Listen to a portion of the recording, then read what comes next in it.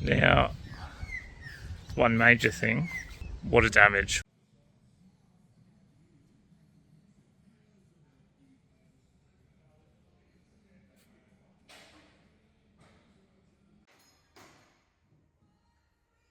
Alright, we've had a bit of a spanner thrown in the works.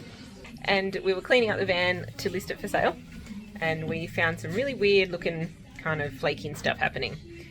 So we did some more investigating and it looked like there was some water damage. So we've done some inquiries and we took it to a caravan repair place, and they've investigated further, and the whole back of the van is pretty much rotten. We had absolutely no idea that it was happening. There was no signs until we went to clean it. I don't not clean the van, but it was in hidden. It was in under like Aria's mattress and stuff like that, so it was like in areas that wasn't really obvious. Yeah, and in behind her cupboard and stuff, which we don't really go into the back of. So yeah, you can see him up the back there. He's literally just ripping the whole wood out. So the van is up for sale. People are interested. We're being totally upfront and honest with them, and we are fixing it for them. So what an end. So we haven't actually had a final goodbye in our van because we had to drop it off here. To be able to get it done quickly, they had a slot of like the next day. So we had to unpack as much as we could into boxes and move into my sister's house, the spare room, and drop it off here. So we haven't really had a see you later van. We're hoping that by the end of the week we get it back and we might be able to have another night in the van, but there's no promises. So we are literally unpacking everything that we couldn't get the other day now, which is like plates and cups and stuff. We got most of the food out the other day, but yeah, and clothes and essentials, but we're getting all the other stuff today while we're here, just in case we don't get it, because we actually leave Australia next week. So it's all go, go, go. But it's not the end to our vanning around Australia journey that we wanted, but it is what it is. It's all life on the road.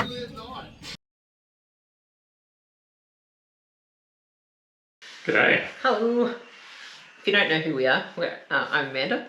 Daniel. And we're Overland Exposure. If you've just happened to come across this video, you know, because you're researching caravans or something, then that's who we are. Go back, check out our other videos. We've got heaps of them. All about travelling Australia in a caravan and a truck. Yeah. Cool. So this one. Yeah. So our van is a 2017 Retreat Fraser. It was. It still exists. It's just not ours anymore. It's not ours anymore. So. It's a semi-off-road caravan. We bought it in 2020, and it was around a bit over 2 years old, and we bought it as a private sale.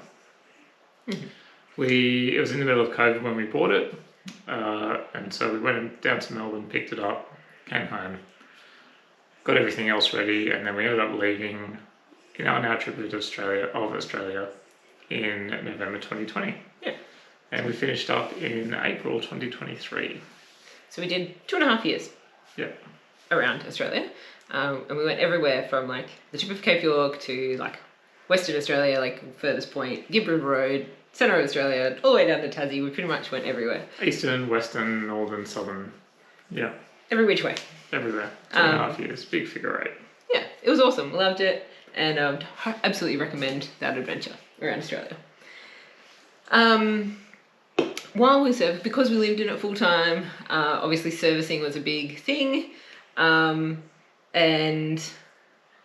it was difficult, but we always managed to service our caravan in service centres all around Australia at around the 12 months to 10,000 kilometre mark.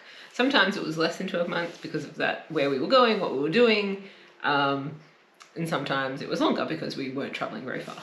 So. Yep, big believers in preventative maintenance and getting things checked and looked at before they become an issue. So before you go on the Gibb River Road, make sure your caravan's all not going to break down in the middle of the remote area. Yeah, and like we didn't replace our like shocks or anything before we went on the Gibb, but like we had them checked because we didn't want them to give out on the Gibb, if that makes sense. Yeah. We didn't go with brand new shocks or anything like that, but we definitely had everything checked, so we weren't going to end up with damage from something that was on its way out. Yeah. So when we bought the van second hand, we didn't receive any service paperwork. It was just like no checklist of what should be done in a service or anything like that.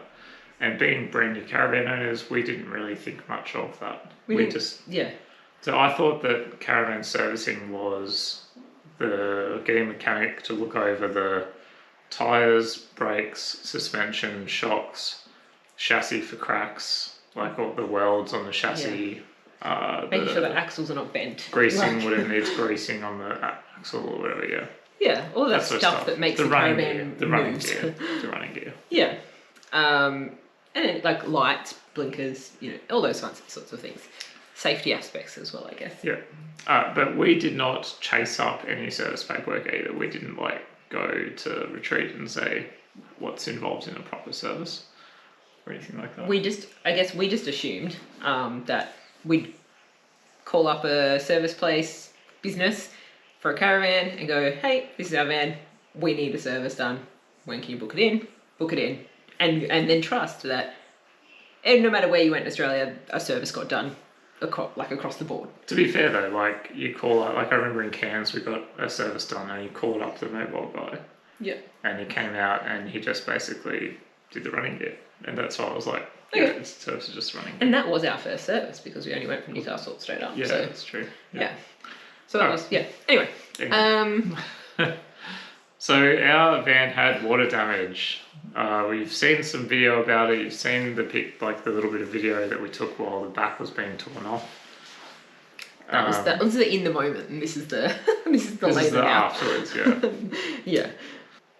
So we were cleaning our van in preparation to sell it. So we're travelling overseas now, and that was the plan. And so we wanted to sell the van and not just have it sit in storage while we were gone. Yeah. We'd sort of taken some initial photos and put it up online, and then we had some interest, and we were cleaning it out and ready to take proper photos. And do a video walkthrough and stuff like that. Do a video walkthrough, all that sort of stuff. And we went under the bunk, cleaned out the back under the back bunk at the very back. Storage of just stuff.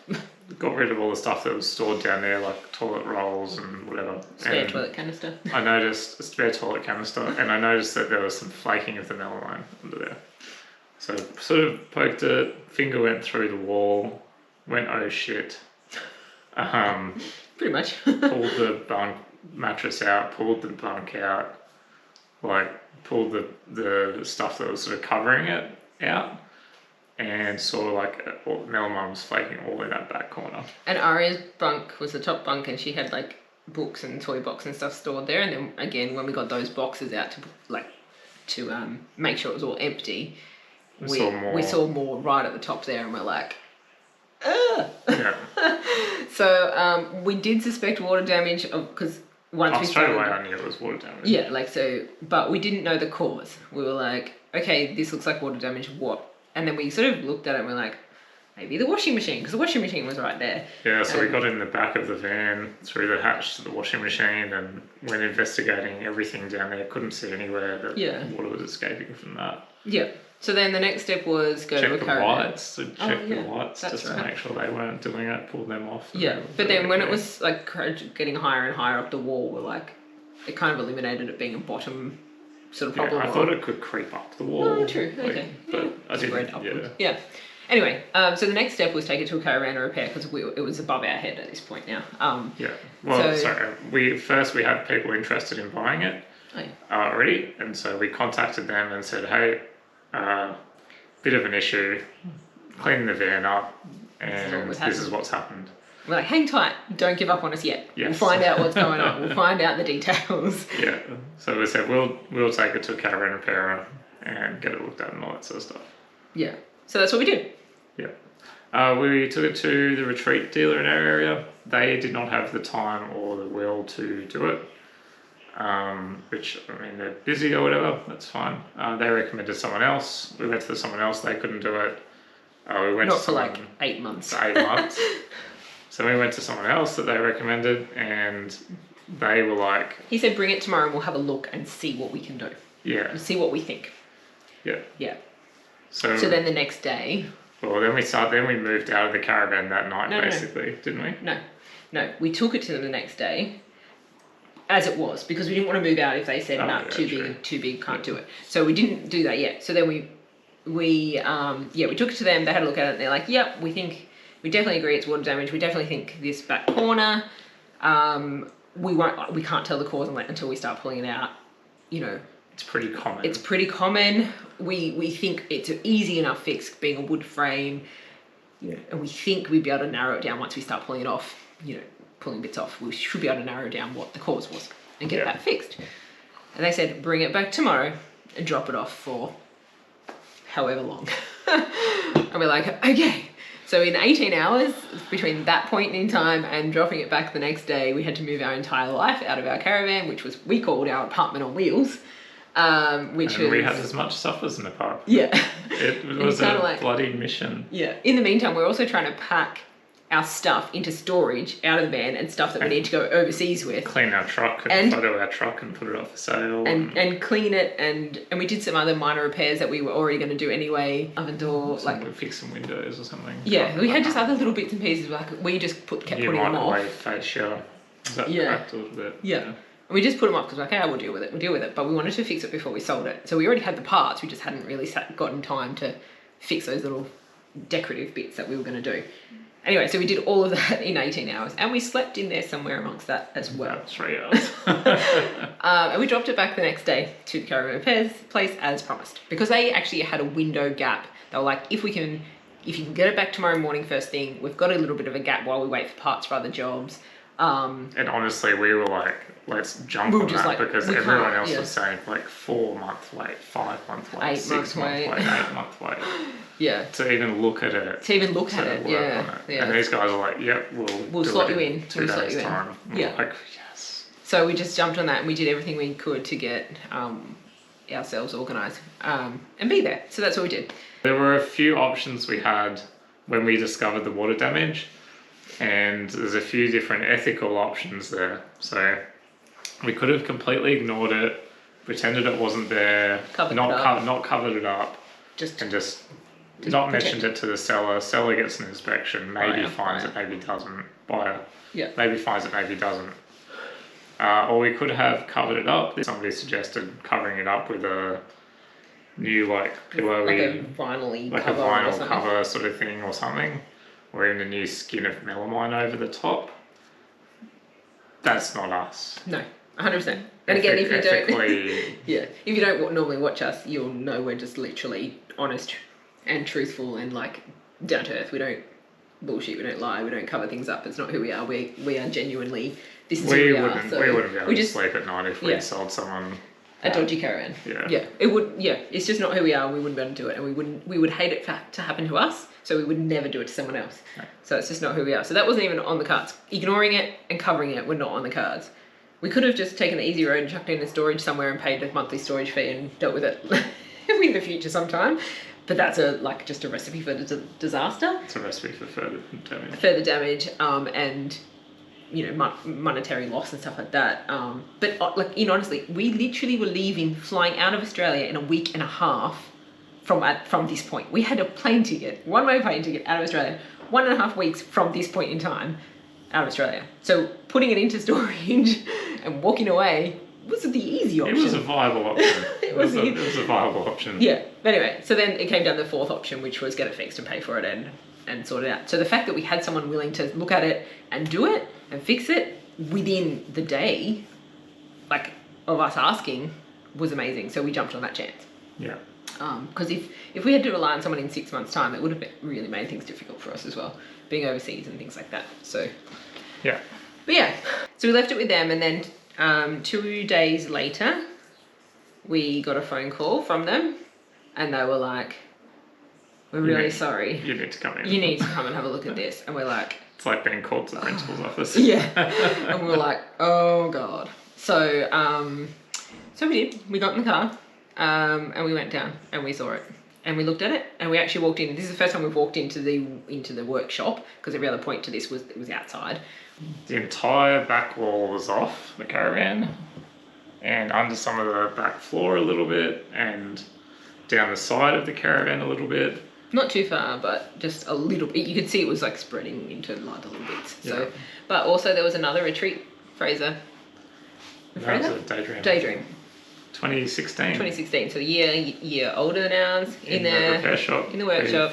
Pretty much the same damage, but even worse. But spread further. Yeah. Back, side, bottom. Yeah. In the same spots. And, you know, as soon as we walked in there and they showed us ours, they're like, have you seen that one too? And we're like, yeah. Yeah. We have heard of it being a problem on a few other vans as well. We've heard it, we've seen it. We've seen it to more than us. And it happened to at least one other person. We've heard a few other people online that have happened to. Yeah. And, you know, like there's always people posting on the caravanning pages about how to fix water damage. Is there a way of fixing it myself, or, you know, things like that. There's always posts about it, so no matter what brand they have. Yeah. So one positive, the repairer said to us that because it's a timber frame van and because it's all sort of common materials, they have everything in stock ready to go that you need. So they've got the timber, I think it's Meranti, the framing timber, they've got like checker sheet, they've got the lights in stock. They had basically everything, and they said because it is a timber van, we can literally cut out all the bad rot, put in the new stuff. Like, it's just framing. It's really relatively quick and easy. Sheet it again on the outside, put the new lights on, seal it all up so it doesn't happen again, and job done. It doesn't need fancy like parts or like materials, exotic materials from anywhere or anything like that. So that was a positive. And they were able to just do the job easy. Yeah, and I think that was what helped them sort of look at it within a day as well. And just say it, because they were waiting for parts for another van, so they had a little gap in their job, so they're just like, we'll just squeeze it in 2 days. Yeah. Get it done. Yeah, exactly. So, but I think like for them when we first dropped in there, they were like, they could tell the age and stuff, so like, yeah, it's wooden van, that's cool. Like, yeah, it's not as bad as what it could be. I was going to say something else and I forgot. No, I've forgotten it again. So the repairer said to us, and we have to be kind of careful what we say here, but... Can I just add, part of the get it fixed was get it fixed so there's no damage, but also fix the cause of the problem as well. Yes. That was our big thing. We don't want to just cut out the bits and then not actually find the cause of the issue and have it happen to the new people in 2, 3, whatever years' time. We wanted to find what the problem was as well. Yeah. And so our repairer said to us that he believed there wasn't enough sealant along the roof and the back wall. Where they join. Especially there's like a plate on the back, the roof sort of rolls over, and then there's a flat plate with a bit of moulding across the middle of it. He said there wasn't much silicone in there. And then the silicone under the J moulding, he said that it flaked away really easily as soon as he touched it. He said in his experience that indicates that it hasn't been prepared properly, the surface hasn't been prepared properly. And so in his opinion, it was probably leaking since new a little bit. Yeah. And just over time of 5 years, it's gotten worse. Yes. He and we're not, it's an opinion. Yeah. I was going to say, he had 30 years experience. He said for the age of our van, even though we use it every day, he believes that the sealant that was there should have been different for when he pulled it off. Yes. If that makes sense. In different condition. Yeah. That was like, that's his words. So we had to trust someone with experience who's done it for so long, who does this every day. It doesn't change anything. The end result is still need repairing, and we still just paid for the repair to happen. Yeah. And we also don't, like, what I'm saying is he wasn't trying to exaggerate. I didn't get the feeling that he was trying to exaggerate to get more money out of us. No. Either. He was very genuine. Yeah. And he actually was feeling really guilty. He's like, I'm really sorry, this is going to cost you a fair bit. Like, he was like, I'm doing the best I can. But we were like, we didn't know what a fair bit was at the time either. We were like, I was honestly expecting like 15 grand or something. Yeah, we had no idea. Or 20 grand. I was like, is this a write-off on the van? Like, this is... Yeah, we were... It was pretty extensive. We were pretty like... shattered, like, how do we go overseas and have had to spend all this money on a van that we're only selling for this much, and or advertised for this much, but like how much we actually gonna have to pay to fix it, to sell it. So it was very emotional as well at the time. Oh, and we checked our insurance, and our insurance categorically did not cover like slow leak water damage, no matter what the cause. Yes, and it even had in there that if an accident happened, like a tree branch fell on it, and then the repairs would and then in the repairing process there was other water damage that wasn't caused from the tree falling down. So say a tree falls down in a storm, and then it wipes out, gets wet. Yeah. Then that damage would be covered by as an incident that the insurance would cover. But if when that was being repaired, the repairer noticed water damage further around in a different water damage, in a different area or something, wood and stuff, they're like, that's clearly not. Then they would they cut that off. Like, you can get that repaired on your own at the same time, but we're not paying it. That was very clear in our policy. We did not even attempt to claim on the policy because it was just black and white.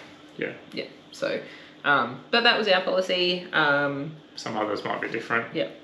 And you got to go with something to look at. Definitely, well. yeah, definitely. Yeah. So it's more of maybe a warranty issue, but then also because of the age, maybe not a warranty issue. Yeah. And if your insurance covers it, cool. Like, if it happens to happen to you, unfortunately, and you're covered, then that's great for you. But luckily, I'll also mention one other thing that repairer said. Going along with the wooden van, he said it's good that it's a wooden van because we can just repair it. He said if you have a foam laminate van, like most of the new ones are now, the composite panel, he said you still get the water in and it'll still go in and it'll completely destroy your cabinetry inside the van. If that's timber, he said it'll get under the floor, and he said it takes forever to try and fix it. They're separating bits and pieces in here and there, and yeah, he said it's a nightmare. He said it's such a big it'll job. like literally cost you 3 times as much to repair water damage. Yeah. And he also mentioned that with an aluminium van as well, the aluminium frames. He said that you'll just get in and destroy your cabinetry. It'll go to your cabinetry rather than the frame, because your frames are aluminium. Yeah. It'll go to your cabinetry or your flooring or whatever. You just have that water will be leaking in. It won't be soaked up by the frame, if that makes sense. So in our van, the water's leaking in and it got soaked up by the frame. Whereas in an aluminium one, it wouldn't. It'd just go down and pool and start like pooling and. Yeah. So no matter the type of van. I'm not a caravan repairing expert though, so we're just. That's what he told us, yeah. Because we were like, obviously we, at the time as well, we were going overseas for a little while. We were actually thinking of motorhoming overseas, so we're like looking at down the route of like, is this going to happen again, but overseas? When we finish overseas, we're going to come back and get a new van and continue traveling Australia in a van. If that's the option that we want to take as well, do we go back down a wooden frame? So we were kind of gathering information for a future decision as well at the time, so getting someone's expert experience opinion type of thing. So from there we told him to repair it, and he started repairing it, and we're like, just get it done as quick as you can. And do what you need to do. We then contacted Retreat because he said it's probably been happening since new. We're like, well, Retreat have a 3-year warranty, but if a problem's been happening since new, like, should it be covered under warranty even if you found it like later, if that makes sense? Yeah. But we didn't actually say, hey, we want to make a warranty claim on this. I wanted to let them know about it. I wanted to let them know, because if they don't know that this is happening to these vans, what can they do to try and reduce this happening to other people again in the 2023 models in 2028, for example? What can everyone do to prevent other issues in the future? We weren't expecting full warranty coverage on this repair. Something would have been nice from them. Instead, they just said, has it been serviced? Yeah. And we said yes. At the correct intervals. And they said, we don't show it's been serviced on our records. And we're like, no, because we haven't had it done with you. We've just had it done. We've had it done as we And then he said, has it had the roof resealed? And we're like, what? And we said, no, it hasn't had the roof resealed. Is that a thing? What are you talking about? Retreat told us they have no record of van being serviced with them. To maintain warranty, we must have the full roof resealed every 2 years. In the servicing schedule document they sent to us, in an email discussing this at the time, it has a particular red highlighted text signing off that at the 24-month and 48-month service, you were advised to reseal the roof. Advised. Having seen this for the first time on this email, we emailed the warranty manager. Again, yep. And I asked him if it was correct that to maintain warranty coverage of the van, the roof is required to be resealed every 2 years. He said... And this is all quoted emails. This is quoted. So that... Yes, we highly recommend that the roof is resealed every 2 years. Because for movement, flexing of the caravan, not to mention that silicone can break down over time due to our elements. With movement or flexing of the caravan, silicone can tear or pull away from the bonded area. We're like, okay, we had no idea about this. And again, because we bought secondhand, we didn't have servicing documents, we didn't know they even existed, we hadn't heard of, like, we've been in the caravanning industry now for 2.5 years, 3 years, because we were obviously researching before we bought a van and hit the road. 3 years, and no one ever has mentioned anywhere resealing a roof. If we knew that was a standard practice, then we would have had it. Hang on, it isn't a standard practice. That's what I'm saying. This is what I'm saying. If we knew it was standard and everyone was talking about it, we would have done that before we hit the road. At a 2-year-old van. We would have. I reckon we would have. We wouldn't have wanted to take. We would have had it inspected at a minimum. I went up and had a look at it, but I'm not an expert. But... Yeah, I just feel like we would have done something about it if we knew it as a standard practice. Yeah. But no one talks about this. In the full owner's warranty and servicing book from Retreat, there's a paragraph on the page. Previous to what we got sent. It is advised to check the roof sealant condition and replace if required. So make sure those words are clear. Advised if required. So there's also another mention in the warranty booklet that this resealing must be done to maintain warranty. It's just advised to services to check the condition and advised to replace every 2 years. It also says to maintain warranty, you need to have it serviced by an agent and the service paperwork sent to Retreat within 14 days. We did not know this again as we bought it secondhand.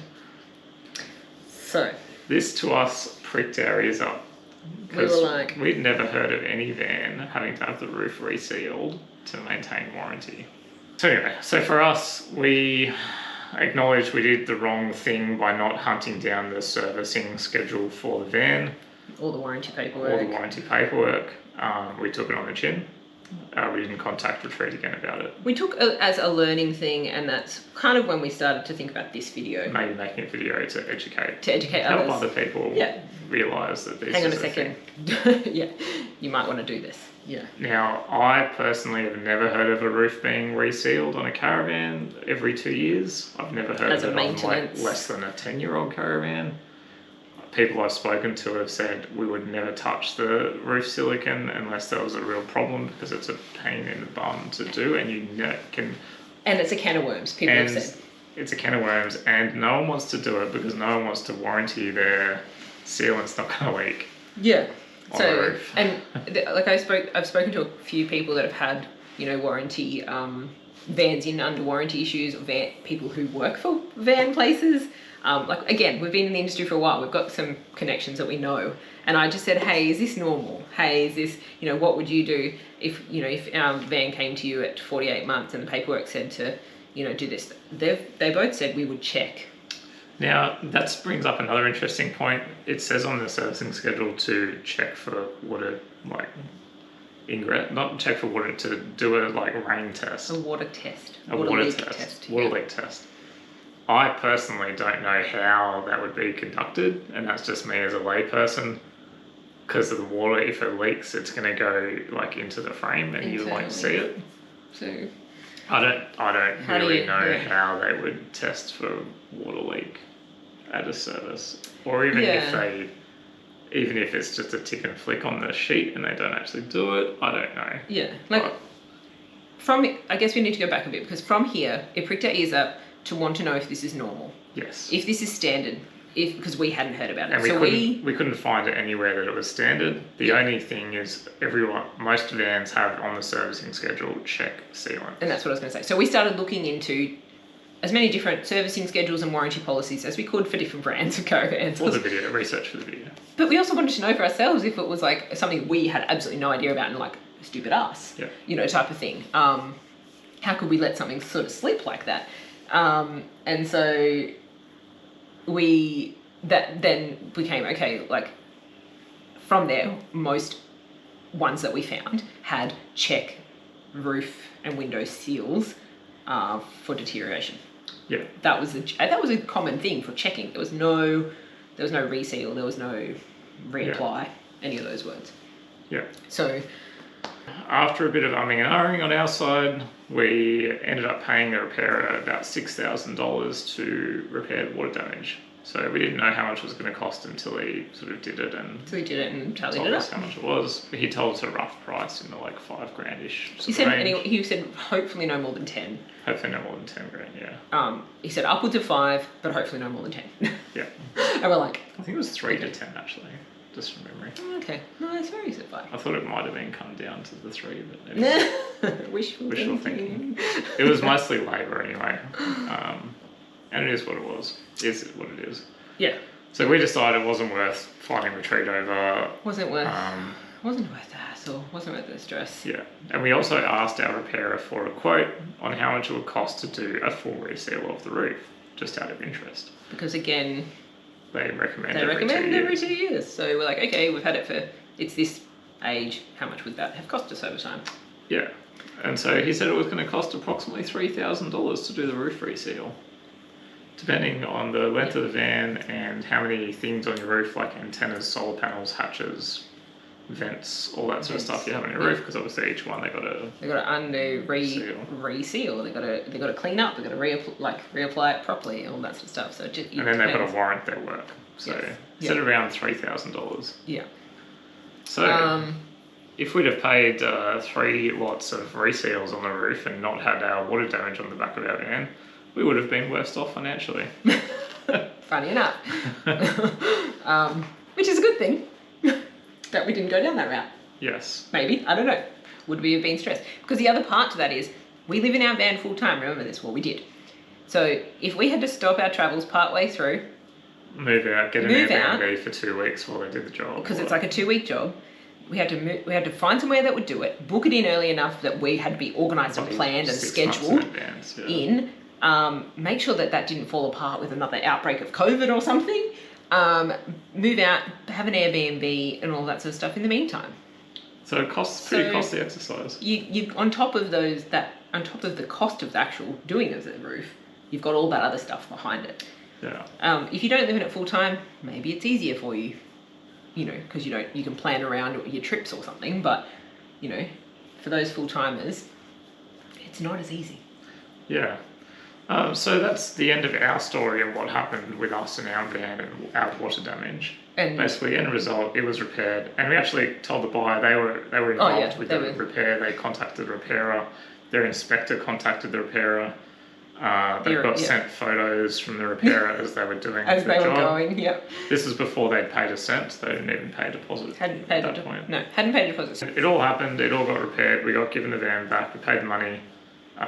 Their inspector, the buyer's inspector, came, checked it all out, checked out the whole van, was happy with it, and then the buyers went through the purchase, so they came down and collected it. Actually, no, we had to leave it at the. We left it at our repairers. We left it at our repairers because they couldn't get to collect it because of this whole timing process. Yeah, we actually dropped it to the repairer's yard just to keep it overnight for a couple of nights. Until they could come down and collect it, money cleared our account because we'd actually already flown out of Australia before they collected it. Yeah. My parents, lucky, were in the area. They had the keys and stuff, so then I just organised buyer to make my mum drop off keys from the repairer's yard once it was all cleared, and then everyone went their separate ways, and we were in Vietnam. Yeah. So it all worked out in the end. It was all fine. It was very stressful. It did cost us $6,000. And it cost us, it did. Yeah.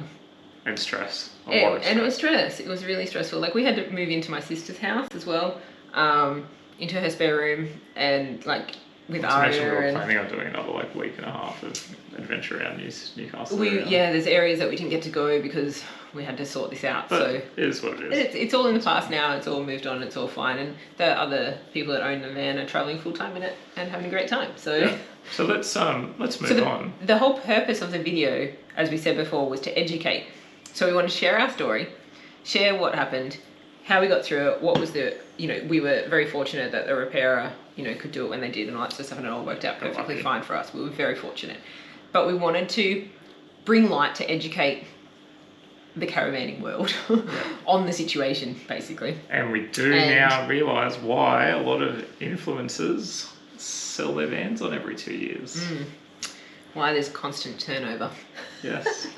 Again, just opinion. But we kind of have this feeling like, I wonder why. Yeah. You didn't really need a new van, did you? Maybe that's why. Maybe it's just not worth the risk. Yeah. So anyway. Bottom line, if you are buying an older caravan, which we do recommend still, buy a 2-year-old plus caravan because you will save a buckload of money. Maybe not during COVID, ex-COVID, but in time it should settle down and generally you will save money. And a lot of the teething issues have been fixed through warranties and stuff like that. Yes, a lot of the small stuff would have been fixed through warranty already. And again, we absolutely loved our van. Yeah. There is nowhere it couldn't go that we didn't want it to go. We really enjoyed it. We really didn't have that many issues with it. We actually have a video last week with that, what we changed, what we upgraded, what went wrong, all of that. I'll link that above.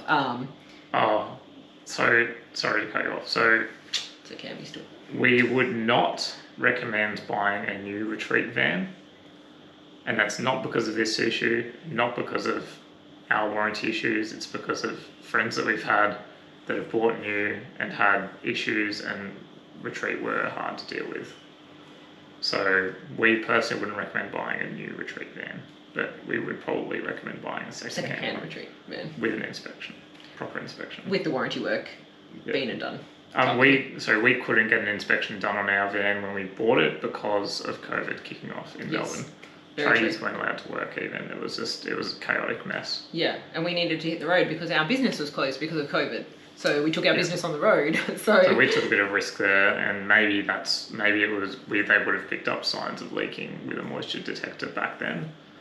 I don't know. We don't know, but we can't dwell on that. It was at the time we had to make the best decision for us and what we could do with, and that was it. So so we'll move on, and in this process we started looking at other manufacturers' warranty policies, and we found some bangers. It's been some really interesting. Look at this! Look at this! To each other. Now, a lot of manufacturers do not have their warranty policy publicly available. You only get it after you purchase the van, or I suppose if you are seriously interested and you tell them you'll only buy the van if you can see the warranty policy first. Yeah, or if you're building and you're going back and forward with pricing quotes and things like that, and you want to get you should get the warranty documents before you sign on the dotted line. Absolutely. Yeah. That's our 100% recommend if you take anything from this video. And so we only had access to a few that we could find online, like maybe 4 or 5. I think it was 7. 7? I think it was 7. Okay. Yeah. All right. So first of all, manufacturer warranty policies are they're called an express warranty under law, which means that the manufacturer is expressly warranting that any of these listed things that go wrong, or anything that goes wrong with the van that isn't one of these other listed things, exclusions, they will repair. So, and that's fine. Most goods that you buy have express warranties. Like you buy a GoPro have a 1 or 2 year express warranty where it's a hassle-free warranty. This is broken, prove it. Here you go. Yeah. Switch, swap. That does not preclude your consumer guarantee rights. So in Australia, purchasing something, you always have consumer law, and you always have a consumer guarantee that the goods will be fit for purpose, free from defects, free from major defects. I don't have the exact wording, it's just from memory. But it's pretty comprehensive. Yeah. And the only problem with it is that it's always wishy-washy about the length of time that is reasonable for a good to stay working. And so for caravans, they say multi-year. Again, more than a couple of years is what they say, but they don't say that it should be good for 5 years.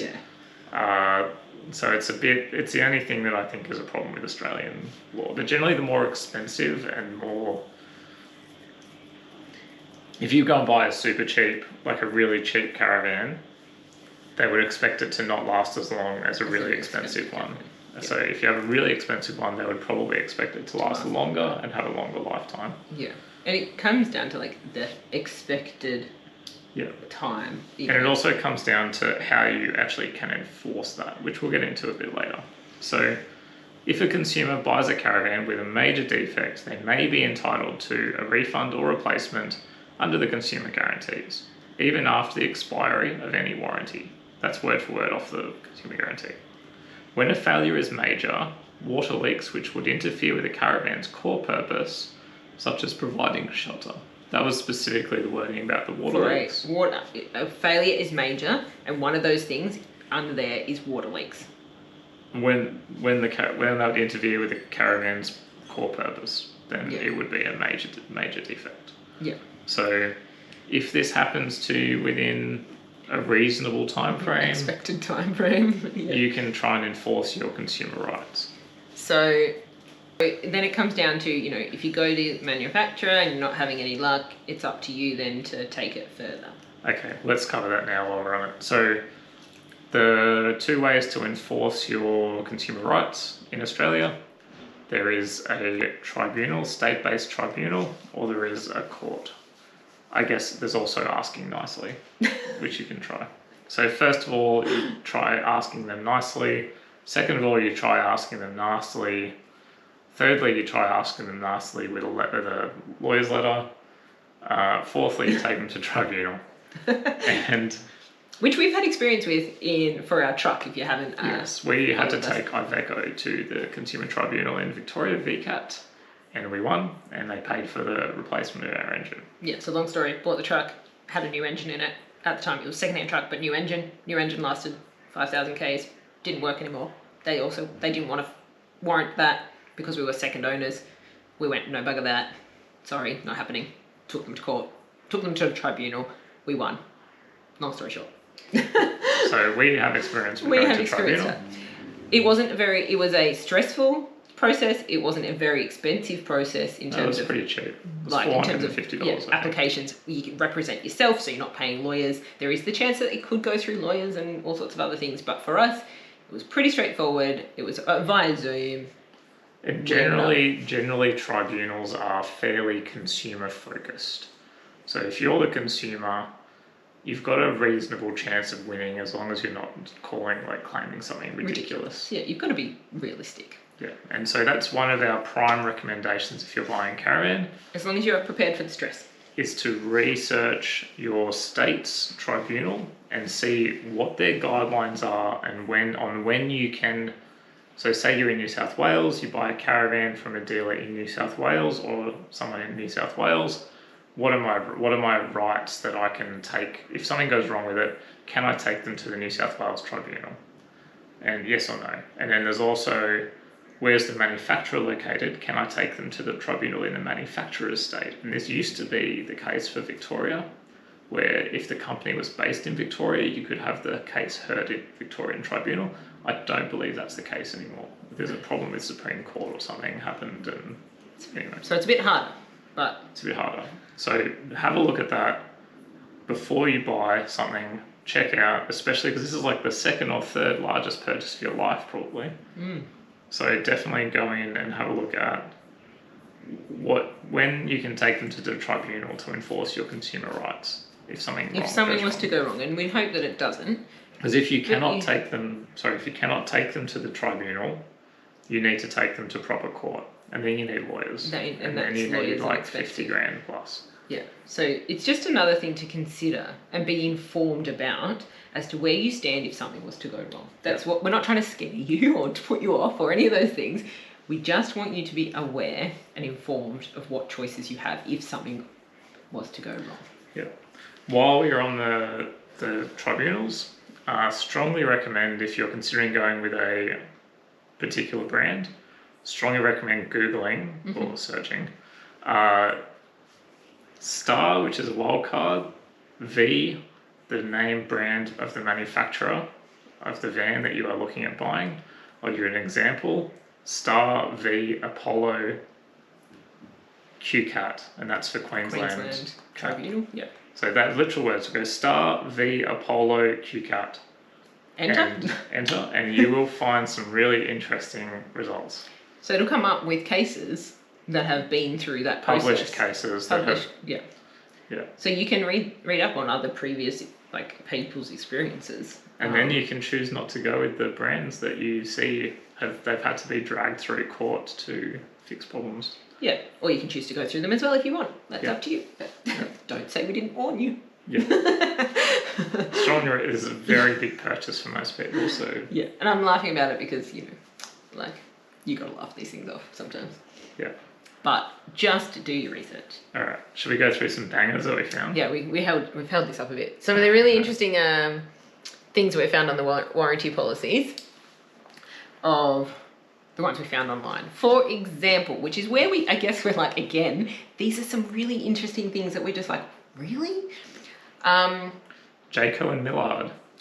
Two very popular brands. Yep. They won't warrant your van if it is lived in permanently or long term, or if it is towed by a truck.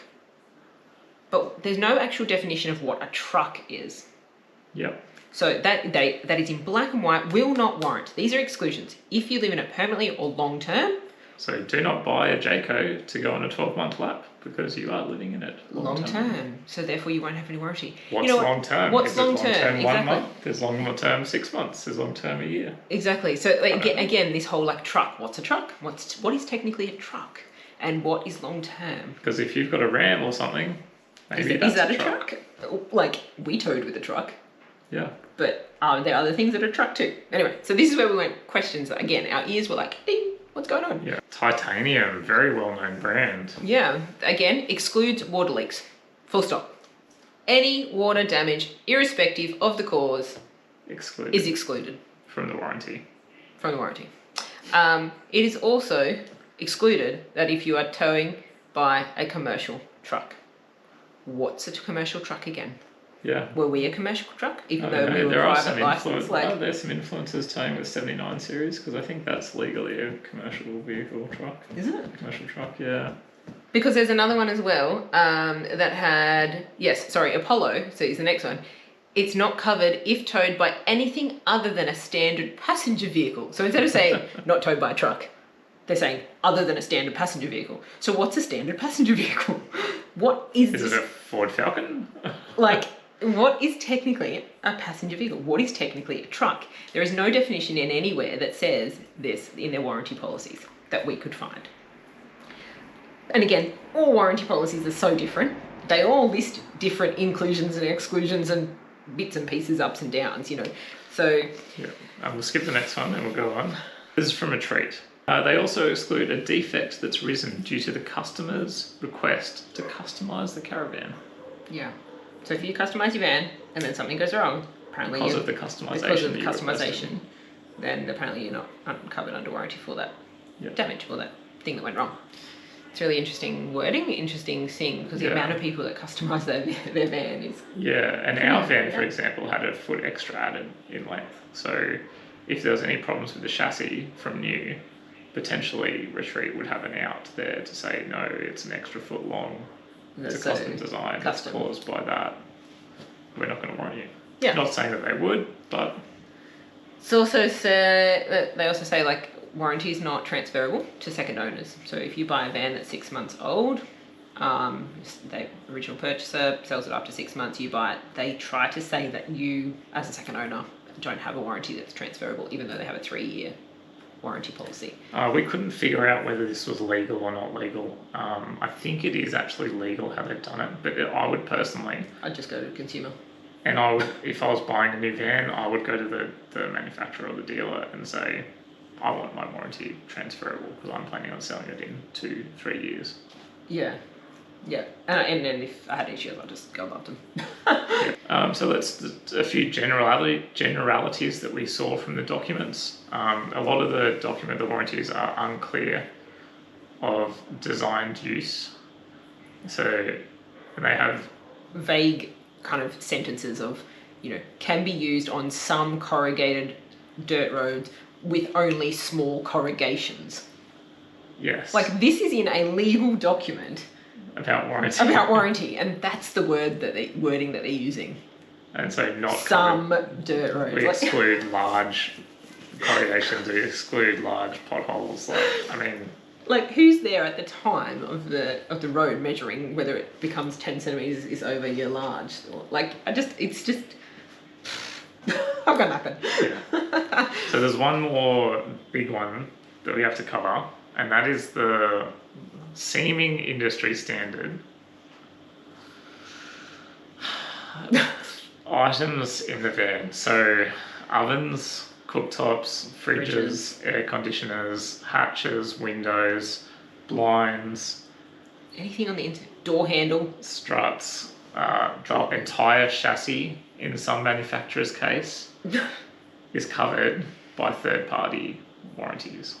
So they say to you, even though they built your van for you, even though they are the manufacturer of the van, they're saying that they're not the manufacturer of the van, the whole van, and that if you have a problem with any of these components that they've used in the van, you have to go for your warranty through that manufacturer of that particular item. This is standard in the industry in Australia at the moment. We completely disagree with it. I know a lot of advocates disagree with it. There's ACCC disagree with it.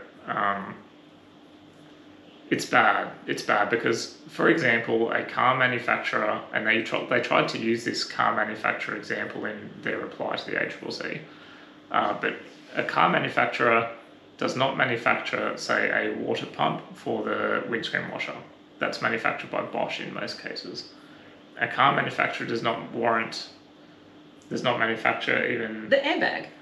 The airbag. I remember. And yet, if something goes wrong with your windscreen washers, the car manufacturer will take your car back under warranty, repair that part, even though it was manufactured by Bosch, and then send you back on your way with a repaired vehicle. Caravan manufacturers are not doing that. They are saying, oh, whoops, your fridge broke.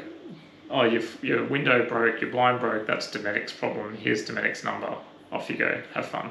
And I will say, when we were doing the few bits and pieces of repairs that we wanted to do for our van, I tried to go to a direct manufacturer of a part that we wanted to replace, and it was the Swift oven. And I wanted to buy the internal glass sheet for the door of the oven, straight from Swift, get it shipped to me, pop it in myself, because all it did was shatter. It was impossible.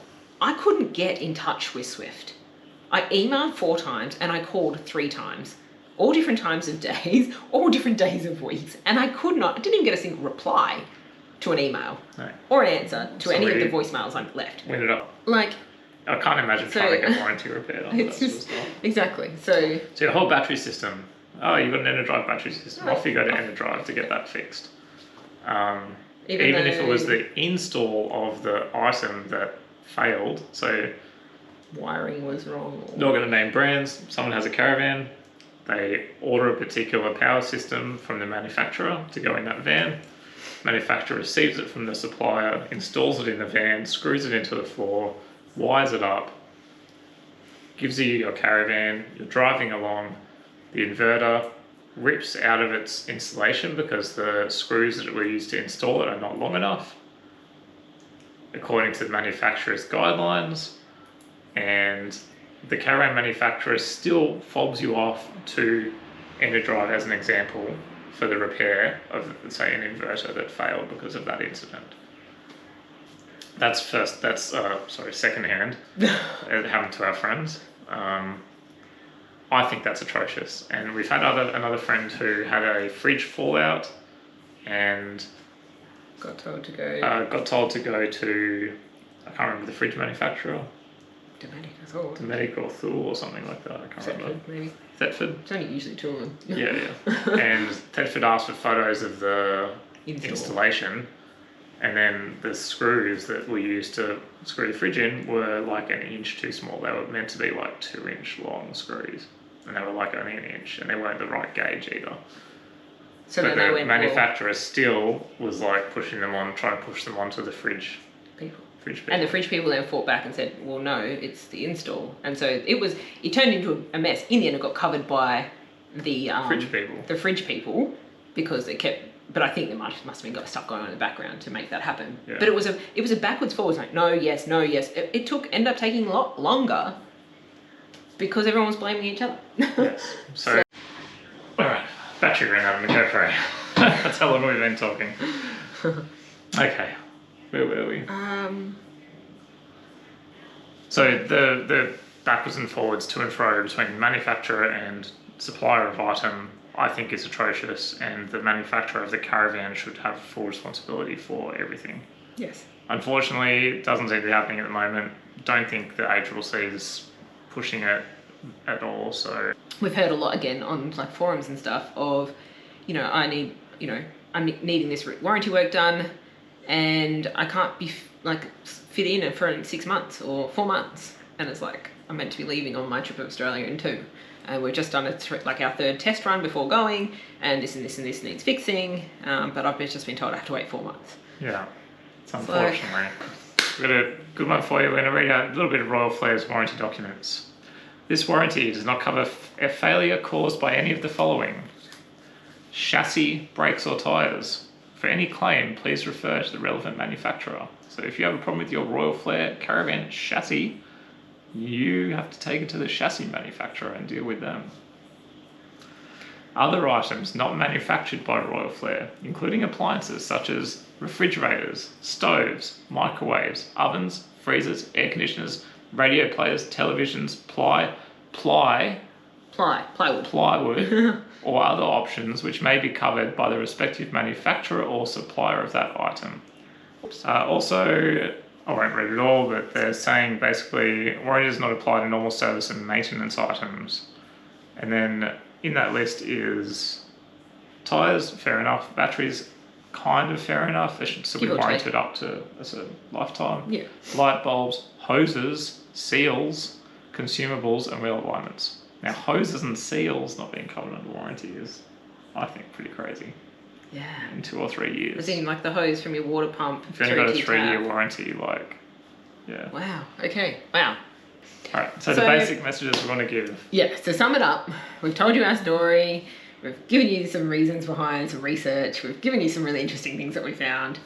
Here's what we really want you to take away from all of this video that you sat through, and thank you very much for sitting through. Check the warranty policy before buying. Check your service requirements, documents, checklist thing before buying. If you're buying secondhand of a certain brand, go to that brand, get these documents saying, I'm going to buy a secondhand van, but I want to know what I'm in for. And if you're buying a 3-year-old van, check the servicing documents for when they had it serviced, and make sure that all the items have been ticked. And make sure they've been registered with the manufacturer. Yep. Make sure there's those records there as well, because that can come back on you. Trail. Yeah, paper trail. This goes for new and secondhand of any age. So we know people with new vans that have had issues having to fight for warranty coverage. Things such as fridge dislodgement. We've already pretty much covered that all there, but I guess we just want to re-emphasize, no matter if you're buying new or secondhand, have your paper trail, have your documents. Yeah. There Cover is your bum. no industry standard for off-road or semi-off-road. So even if the advertising says an off-road model, this can mean different things to different brands, and even what an off-road model is. Yeah. There is no definition of it, and some brands are putting rock sliders on their vans, like rock sliders and big mud train tyres and stuff. Because there's no industry standard saying, okay, you have to have this for it to be a semi-off-road, and this to be off-road. There's none of that industry standard, so manufacturers can literally just put the off-road, semi-off-road, and have that as their own thing. So, and then they can go in their warranty documents and say that they don't warrant any off-road use of their off-road caravan. Or only allow a small amount of off-road. Or only on gazetted roads or something. So again, it's the paperwork, it's read the paperwork and set your expectations, know what that is. Yeah. If you buy second-hand, be prepared to fix things and have money in a backup account in case something large goes wrong, like probably 5 to 10 grand. You should have that anyway if you're travelling full-time. Yes. But if you buy second-hand, definitely have it as extra. Yeah. Have that for your vehicle as well, have it for your van, have separate amounts, allocated. And be loose with be flexible. So something will go wrong, it's just a matter of when and where. even with new vans, old vans, traveling, old vehicles, new vehicles, stuff will go wrong. Stay flexible, roll with it. Try and allow in your flexibility. You need to allow for it going wrong and dealing with it, getting parts, getting someone to fit you in to fix tows. it. Going through the process of who fixes it and what, is it warranty, is it not? Like, you've got to allow time for all of this, and you can almost guarantee that when something goes wrong, you're in the middle of nowhere like us all the time. And then you might just need like an Airbnb for a week or two while stuff gets sorted. Yeah. And you need to, you just have to have that mental preparedness for that as well. Yeah. Okay, don't think you're going to break down and get something fixed tomorrow. So just, that's that thing, you know, even if you have a new van. Plan for the worst when you purchase a caravan, and understand your state's requirements for you to take the manufacturer or sell it to the civil tribunal in your state, because every state is different. And if you end up facing major issues, if you can't take them to tribunal, it's going to get really expensive trying to take them to court. And when you're talking $150,000 van, you might end up having to take them to court if it's a write-off for whatever reason. So yeah, try and make sure you can take them to tribunal figure out if that's possible. Yeah. Contact your state's Department of Fair Trading if you think you have a fair warranty claim and you aren't getting anywhere with the manufacturer. Do not contact the ACCC, they do not care. Yeah, fair trading, and they're actually quite helpful. Reasonably. They'll basically take it to the tribunal. They'll try and contact the manufacturer on your behalf.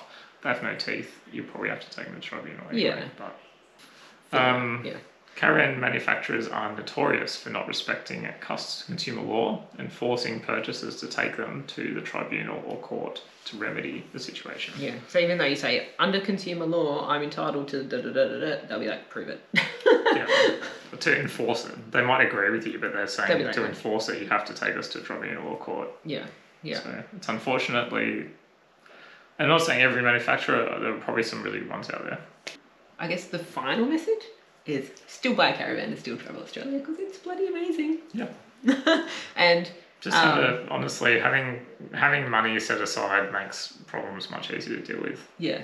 If you've got a kitty of like 5 or 10 grand to deal with. Yeah. Anything, it's a good thing to have. And just because takes the stress off. Yeah.